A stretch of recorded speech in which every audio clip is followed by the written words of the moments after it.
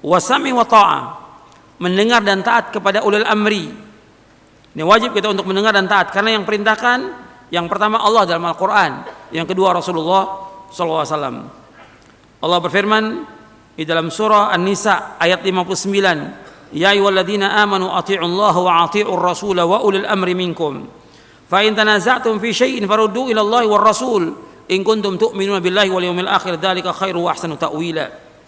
Wahai orang beriman, taatlah kepada Allah dan taatlah kepada Rasulnya dan ulil amri di antara kalian. Kemudian jika kamu berbeda pendapat tentang sesuatu, maka kembalikanlah kepada Allah, itu kepada Al-Quran, dan kepada Rasulnya, yaitu As-Sunnah. Jika kamu benar-benar beriman kepada Allah dan hari kemudian, yang demikian itu yang lebih utama bagi kamu dan lebih baik akibatnya. Surah An-Nisa ayat 59. Ulil amri, penguasa atau pemerintah yang wajib ditaati adalah ulil amri dari kalangan kaum muslimin. Kita diperintahkan untuk taat kepada mereka dalam hal yang ma'ruf. Bila mereka menyuruh melakukan perbuatan dosa dan maksiat, maka kita tidak boleh taat. Namun kita tetap mentaati mereka dalam perkara-perkara yang ma'ruf yang lainnya, karena tidak ada ketaatan dalam rangka berbuat maksiat kepada Allah Ta'ala. Rasulullah SAW bersabda, la ta'ata fi ma'siyatillah, innama ta'atu fil ma'ruf. Tidak boleh taat terhadap perintah yang di dalamnya terdapat maksiat kepada Allah. Sesungguhnya ketaatan itu hanya dalam kebajikan. Hadis sahih riwayat Bukhari, Muslim dan yang lainnya. Di antara prinsip Ahlussunnah wal Jamaah halaman 35 adalah wajibnya taat kepada pemimpin kaum muslimin selama mereka tidak memerintahkan untuk berbuat kemaksiatan, meskipun mereka berbuat zalim. Kita wajib untuk mentaati mereka, karena ini termasuk ketaatan kepada Allah, sedangkan ketaatan kepada Allah adalah wajib. Rasulullah SAW bersabda dalam hadis yang sahih riwayat Bukhari, Muslim dan yang lainnya, di halaman 36 antum lihat, Nabi bersabda SAW, alal mar'il muslim as-sam'u wa ta'atu fima ahabba wa kariha illa yu'mara bi ma'siyatin fa in umira bi ma'siyatin fala sam'a wa la ta'ah. Wajib atas seorang muslim untuk mendengar dan taat kepada penguasa pada apa-apa yang ia cintai atau ia benci, kecuali kalau ia disuruh untuk berbuat maksiat. Jika ia disuruh untuk berbuat maksiat, maka tidak boleh mendengar dan tidak boleh taat. Hadis ini sahih. Dikatakan oleh Imam Al-Qadhi Ali bin Muhammad bin Abil Izz Ad-Dimashqi rahimahullah, yang terkenal dengan Ibnu Abil Izz, yang wafat tahun 792 Hijriah.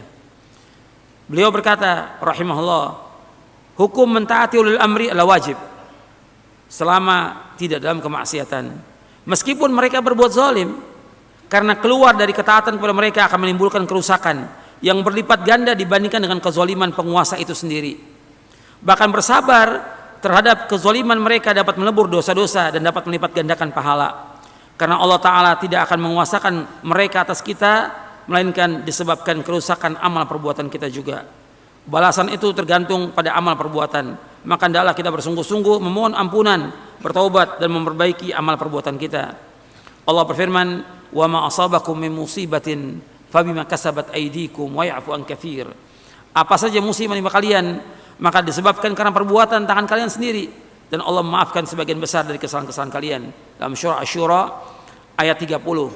Allah juga berfirman dalam surah Al-An'am ayat 129, wa kadzalika nuwalli ba'dadh dhalimina ba'dan bima kanu yaksibun. Dan demikianlah kami jadikan sebagian orang-orang yang zalim sebagai pemimpin bagi sebagian yang lain, disebabkan apa yang mereka usahakan. Ketika rakyatnya zalim, maka pemimpinnya zalim. Ketika rakyatnya curang, pemimpinnya juga curang. Ketika rakyatnya mengambil hak orang lain, maka pemimpinnya pun demikian. Artinya pemimpin itu merupakan cerminan dari rakyatnya. Maka dikatakan oleh para ulama, kama takunu yuwalla alaikum. Ini bukan ayat, bukan hadis. Perkataan para ulama, kama takunu yuwalla alaikum. Bagaimana kalian demikian, maka pemimpin kalian demikian juga seperti kalian. Jadi ini harus kita pahami. Nanti kita lihat penjelasan Muqayyim panjang. Nanti antum baca sendiri bagaimana pemimpin kita merupakan cerminan dari rakyatnya. Syekh Albani menjelaskan perkataan Ibnu Abdul Izz Al-Hanafi ketika beliau mengatakan apabila rakyat ingin selamat dari kezaliman pemimpin mereka, dalam mereka meninggalkan kezaliman itu juga. Syekh Albani memberikan ta'liq penjelasan.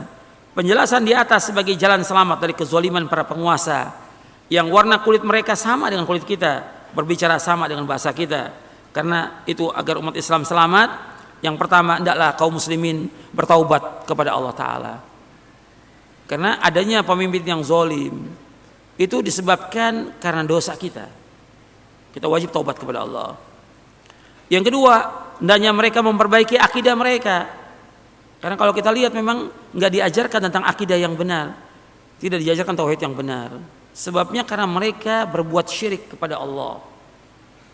Kerusakan yang ada di muka bumi ini disebabkan karena kesyirikan yang paling besar, dosa yang paling besar, kezaliman yang paling besar, kemungkaran yang paling besar adalah syirik. Nah, ketika syirik ini dibiarkan di masyarakat, maka yang ada bala bencana. Bencana itu disebabkan karena manusia berbuat syirik kepada Allah. Itu yang paling besar. Di samping dosa-dosa yang lain yang ratusan yang banyaknya, tapi yang paling besar dosa adalah kesyirikan.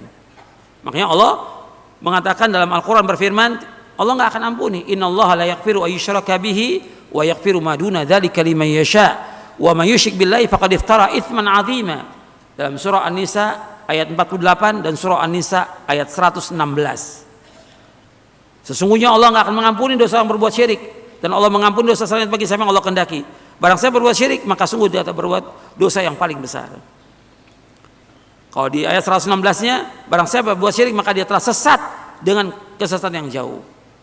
Jadi, dosa syirik nggak akan diampuni oleh Allah. Yang ketiga, kata Syekh Al-Albani, adalah mereka mendidik diri mereka dan keluarga mereka di atas Islam yang benar. Jadi kita harus berusaha memperhatikan diri kita, keluarga kita. Fokus kita bagaimana mendidik diri kita, istri kita, anak kita. Bahwa Allah berfirman, ya ayyuhalladzina amanu qu anfusakum wa ahlikum nar. Wahai orang beriman, jaga diri kamu dan keluarga kamu dari api neraka. Kita akan ditanya oleh Allah tentang istri kita, anak kita. Tapi Allah nggak akan tanya siapa pemimpin kita, nggak akan ditanya oleh Allah. Perhatikan tuh. Kita nggak akan tanya siapa pemimpin kita. Dia zalim atau tidak bukan urusan kita. Urusan kita mendidik istri, mendidik anak. Itu kewajiban kita.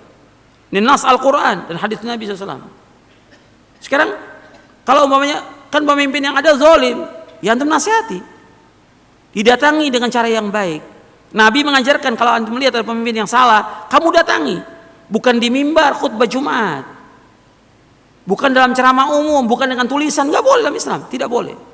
Hukumnya haram dalam Islam. Nggak boleh.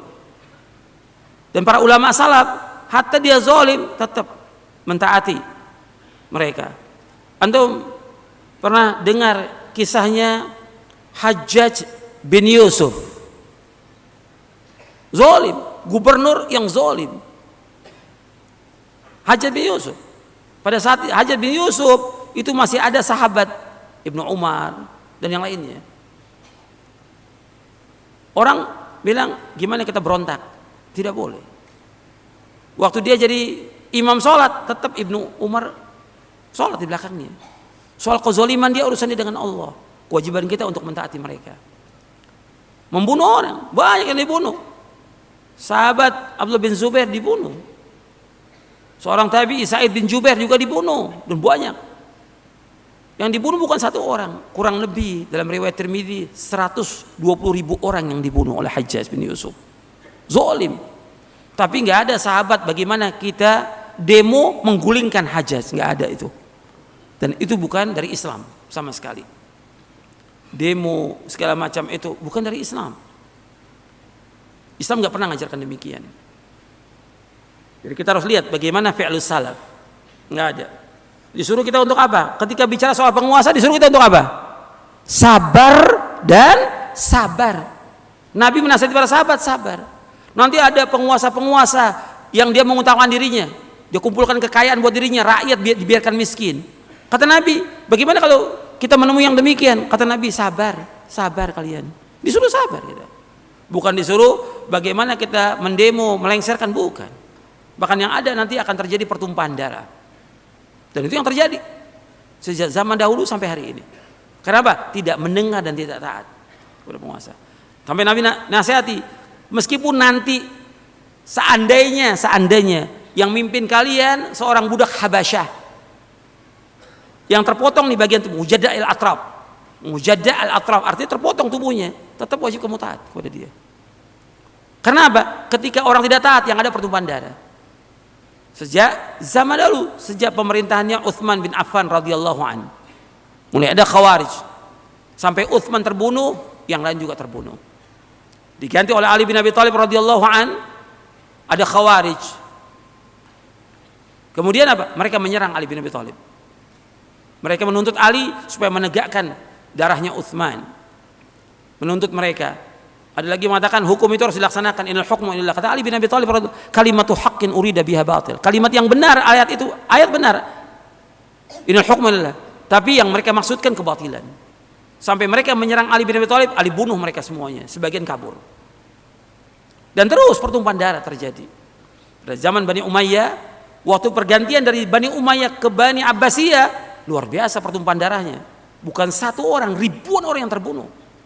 Dan terus seperti itu. Kenapa? Tidak mendengar dan taat. Dan tidak sabar dengan penguasa yang ada.